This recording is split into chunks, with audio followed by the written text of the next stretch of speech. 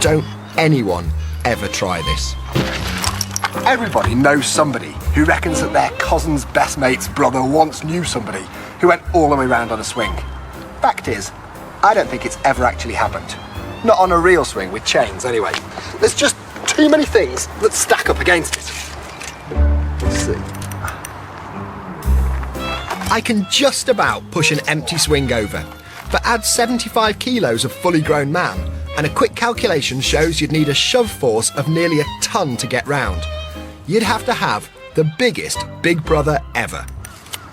So what I want to do is, with a normal park swing, see what it would take to make it actually happen. And I think it'd take something pretty extreme. First step, some quick tests with my very own mini-me swing.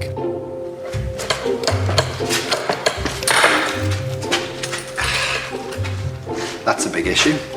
But I mean, it shows that scaled down about 100 times, yeah, a guy can push another fella all the way around a swing. What I want to find out is not what will get this to go all the way around, because I know I could stick like a massive rocket on there and it will eventually go all the way around. I want to find out what the minimum requirement is to get it all the way around, because if a person wants to go around on a swing, he doesn't want to go around 100 times, just the once. What's more, the propulsion system has to be smooth enough that the G-force doesn't break his neck.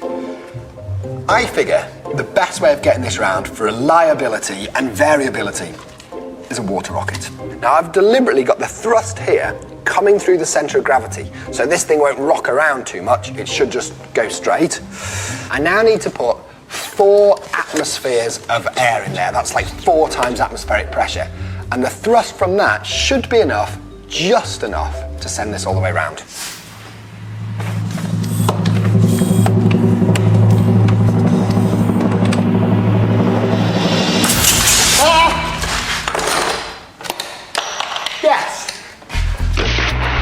Obviously there's some inherent danger in there still, by the way he cracked his head on the bar.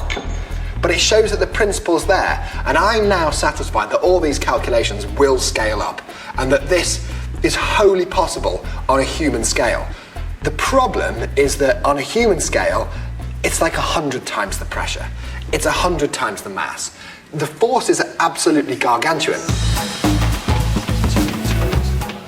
To achieve that, I'm building a bigger, more high-tech version of my little prototype.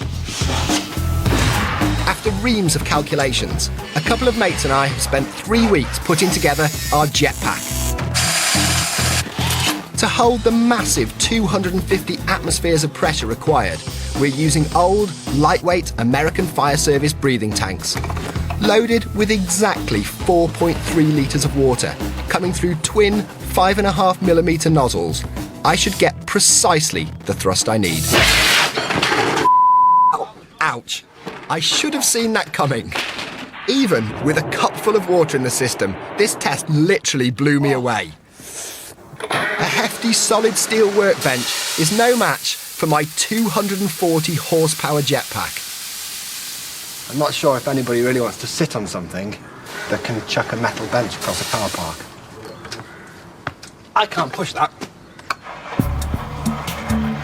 I know the propulsion system is up to the job. Now it's time to build the framework.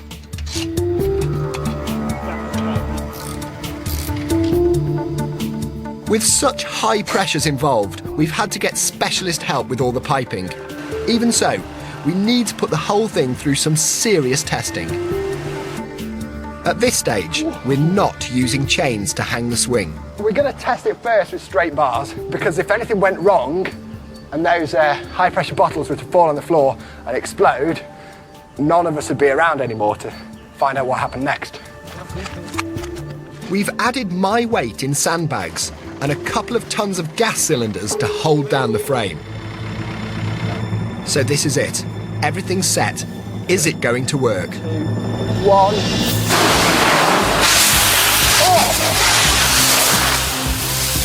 It's all over the place. That frame is going to need a lot more ballast. I mean, it held. Nothing broke. You wouldn't fancy riding it, though. On the one hand, this is brilliant. The jetpack has clearly got enough oomph to get all the way round. But once at speed, there's nothing to stop it. This is now the big problem. At some point, the swing is going to stop rotating, but I can't predict where. If we are going to hang this from chains, what's to stop it crashing down onto the crossbar with disastrous results?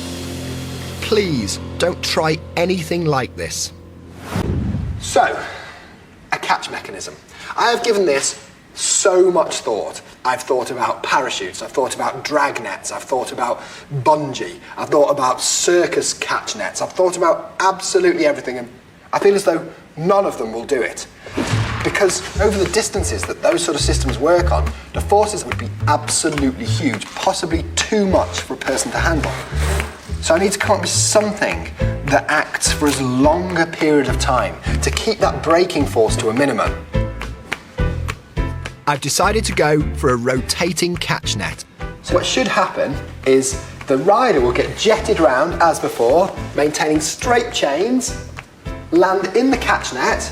The friction on here will be what sucks the energy out, braking his ball back up to there, and then drop back down, hopefully still smiling. 3, 2, 1. Oh! I mean, it wasn't pleasant, but it couldn't have looked more survivable. It did exactly as it was supposed to do. So now I just need to do the same thing, but on a human scale. We're attaching a set of drum brakes from an old trailer to the crossbar of the swing frame. Fixed to them are bars holding a piece of netting. I opted for the stuff that goes round the outside of garden trampolines. The brakes can be adjusted so they absorb a specific force. I need them to stop the swing, fully loaded, at exactly the right point, because I want it to go around once and once only. 60, 70, 70. Right, now we're hanging the swing from real chains, not solid bars. This is the test. Time to bring out our proper crash test dummy. He's exactly my weight, 75 kilos. 3, 2, 1. Oh no! It's a disaster. So near, but yet so far. Suddenly, what promised to be a perfect 10 has crashed in at a miserable 0. If this had been a real person, I'd be calling an ambulance. Or maybe an undertaker. It's the netting that let us down. I figured it needs reinforcing, but with minimal extra weight. And I've worked out it needs to be set at a slightly different angle.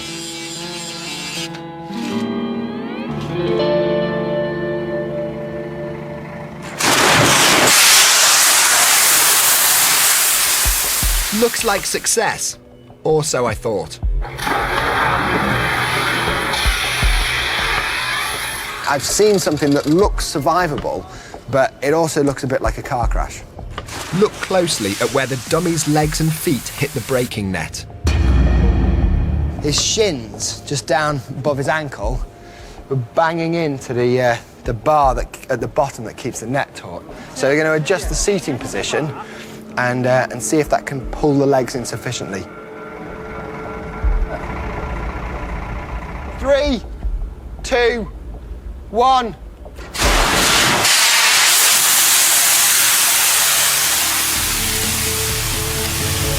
Wow. Perfection, and the first of a bunch of successful tests. The high-pressure system's firing perfectly. The braking net is spot on. All those calculations and predictions are proving accurate. And our crash test dummy is still in one piece. At least, he's not complaining.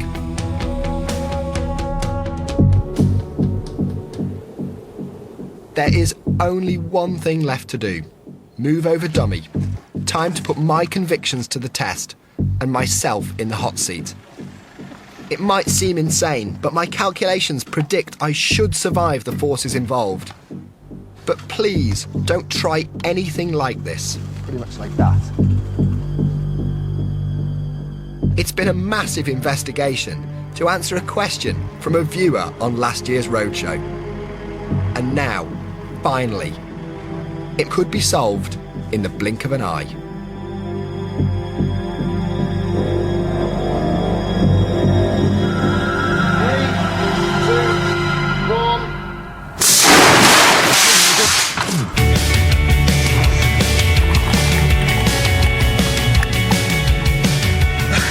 so happy.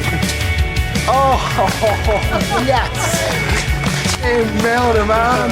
Oh, my friend. I never want to press a button like that again. Oh, my God.